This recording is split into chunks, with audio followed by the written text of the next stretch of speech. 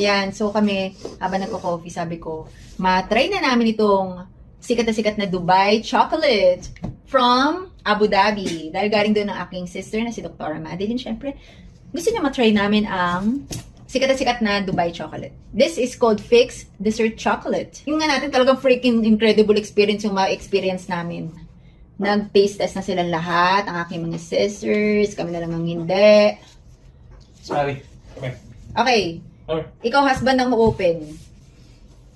Fix.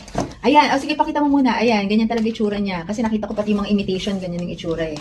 But this is the original one. Smiley. Yung mga fake nito guys, na natikman na namin lahat ng asawa ko. Ito na yung original. Tingnan na natin, i-judge na natin. Kailangan makita nila sa facial expression. Okay, sandali ha. Ganyan Tingnan yung mo itsura kung ano niya. yung loob. Ganyan siya kakapal. Okay, ang bigat. Mabigat siya. Okay, game. Ching.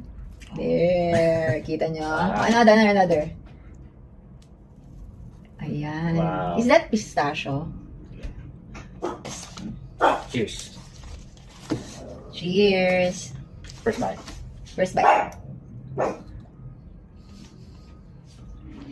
Alam nyo guys, Yup. bago ako kumagat, naamoy ko na siya. Super sarap.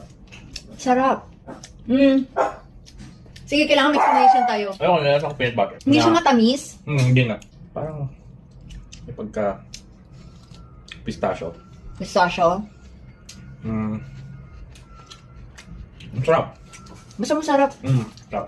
Malayo to sa lasa ng imitations na Ang layo. nabili mo. Kasi bumili siya ng mga imitations sa Philippines. Sobrang layo niya. Yan. Sobrang sarap. I-rate natin, dali. Parang may nalalasan ng konting lemon. Parang may sama din siyang Parang- maasim. Yung chocolate niya lasang Cadbury. Tapos, O, dito ka na lang humati kasi mamaya na natin kainin to. In fairness guys, nauna ako. nauna siya.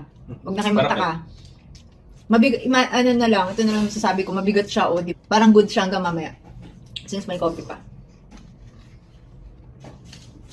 By the way guys, my eyelashes by Sky Tina Brows and Beauty Lounge. Wala akong ano. Ma-eyeliner ako, hindi ako nag-eyeliner.